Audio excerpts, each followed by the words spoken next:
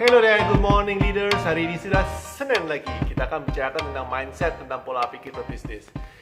Saya membawa satu pesan sebenarnya dari teman saya. Teman saya ini berbisnis yang kebetulan lagi mengembangkan usaha, dan kemudian dia tanya, Coach, apakah saya ini perlu bersikap keras kepala? Artinya memiliki stubbornness, kekeras kepalaan di dalam bisnis. Kenapa waktu beliau lagi ekspansi, mereka banyak teman saya ini banyak dirongrong diberitahu kalau caranya dia keliru, kalau dia seharusnya nggak ekspansi, nggak seharusnya melakukan terlalu berburu-buru dalam kondisi yang iklim bisnis yang belum stabil seperti ini dan seterusnya ya. Jadi teman saya tanya kepada saya, Coach, harusnya saya ini keras kepala apa sih? Harus kekeh apa tidak? Nah, jadi saya akan sharingkan menurut pendapat saya tentang mindset atau pola pikir stubborn dalam bisnis. Ada 4 keuntungan ketika kita memiliki stubbornness atau kekeras kepalaan di dalam bisnis. Yang pertama adalah decisiveness ya. Decisiveness ini artinya apa sih? Artinya adalah Anda memiliki kecepatan dalam memutuskan sesuatu. Kalau Anda seorang yang keras kepala, Anda ini tidak perlu menunggu sampai data tidak perlu kumpul semua, tidak perlu faktanya harus ada di depan mata, tidak perlu semua angka dan bintang-bintang harus selaras sesuai dengan hoki Anda langsung ambil duluan ya. Bahkan salah satu quote yang saya suka ambil yaitu tentang bagaimana seorang berbisnis sukses itu hanya perlu maksimum 75% data sudah mengambil keputusan seakan-akan 100% datanya komplit ya. Jadi ini salah satu quote, salah satu poin yang saya sharing ke teman-teman, bahwa pebisnis yang berhasil itu kebanyakan memiliki mindset atau pola pikir 75% data terkumpul, it is good enough untuk mengambil keputusan.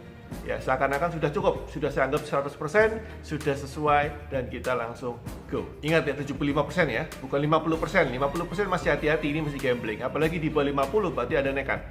Ya, jadi pertama adalah kekuatan daripada stubborn atau keras kepala itu adalah decisiveness, kecepatan memutuskan. Itu good, very good. Dan saya sarankan kalau Anda pengusaha, tolong latih kekeras kepalaan dalam sisi decisiveness itu. Decisiveness ya, deciding, kemampuan untuk memutuskan. Yang kedua adalah do not quit easily, tidak mudah untuk menyerah. Things saya nggak usah jelasin ya, semua pengusaha pasti tahu ini bahwa kemampuan pebisnis itu tidak mudah menyerah.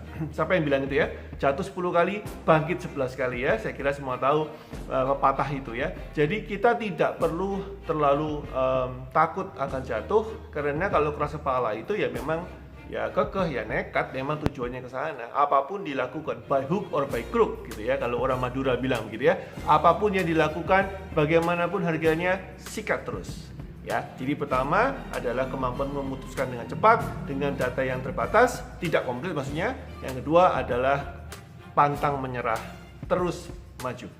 Yang ketiga adalah ask questions. Selalu menanyakan sesuatu yang berhubungan dengan data yang dianggap benar. Misalkan kalau di daerah sini, di kota ini konsumennya pelit-pelit. Enggak, masa? Coba saya cek dulu. Nah itu ya bisa ngerti ya. Konsumen tuh kalau disuruh bayar cash nggak ada yang mau beli.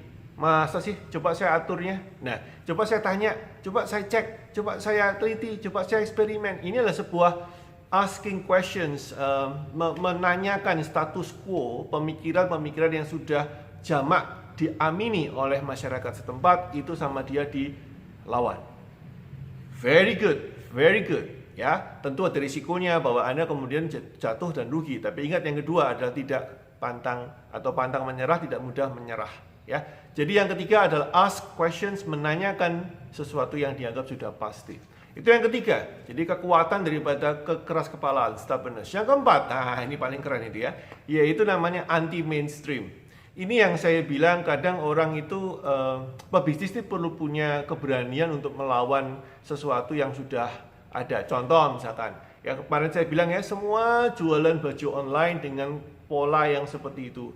Mbok yo, seyogyanya, Anda kalaupun juga mau buka toko online shop, untuk jual baju, ya bedalah, jangan sama ya. Jadi anti mainstream, cari sesuatu yang beda, cari sesuatu yang keren, cari sesuatu yang unik, cari sesuatu yang berbeda banget Ya, jadi kalau Anda pengen tahu gimana cara Anda menjadi unik, saya barusan kemarin saya angkat di upload di carousel saya, di microblog saya, Anda bisa lihat yang kayak gini ya.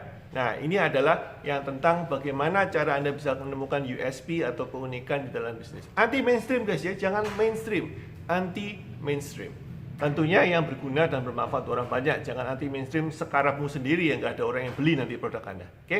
Alright, so itu kelebihannya, kekurangannya dah banyak banget ya. So one of the thing yang saya singkat jadi 3 ya. 1 adalah visi, 2 relasi, ketiga adalah money. Saya nggak bilang ini kelemahan sebetulnya, saya koreksi. Saya nggak bilang kelemahan, saya bilang ini adalah modal. Anda boleh keras kepala, tapi modalnya visi Anda harus kuat. Apa sih visi itu? Anda harus memiliki tujuan goal yang mana fungsi daripada kekeras kepalaan Anda itu harus memberikan manfaat untuk banyak orang. Ya, jadi visi Anda itu harus melingkupi banyak orang punya kepentingan.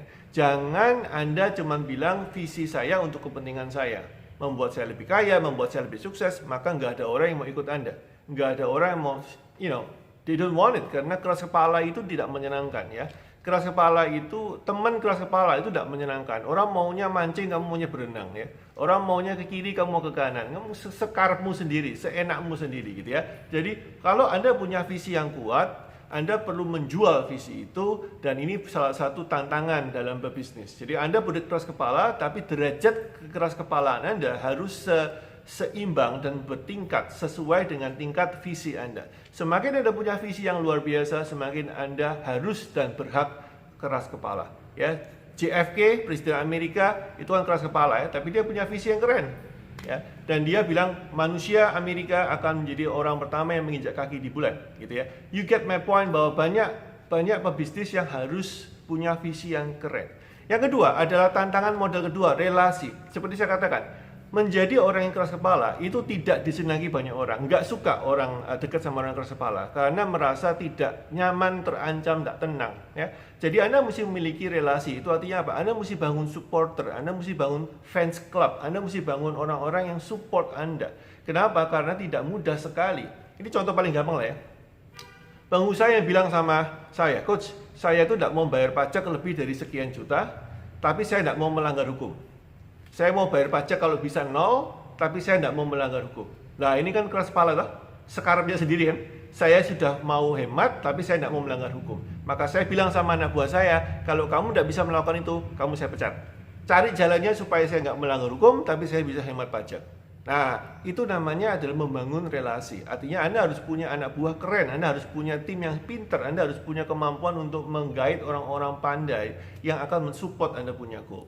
Which comes to number 3, yaitu Anda harus punya money. Orang keras kepala tidak bisa medit. Orang keras kepala nggak boleh pelit. Kalau Anda pelit, nggak ada yang mau bantu Anda. Anda mesti bayar anak buah Anda dengan bagus. Anda harus membuat fasilitas yang keren sehingga orang-orang pintar mau dekat sama Anda dan mewujudkan kekeras kepalaan Anda, mewujudkan visi Anda untuk kepentingan banyak orang. Ya, itu pendapat saya. Untuk yang tanya, udah saya jawab ya. Apakah berbisnis perlu keras kepala? Ini jawaban saya. Setiap kekuatan seperti stubbornness seperti ini itu seperti senjata dengan pisau bermata dua ya. Pisau bermata dua ya. Anda mesti ambil manfaatnya, tapi Anda mesti bayar harganya.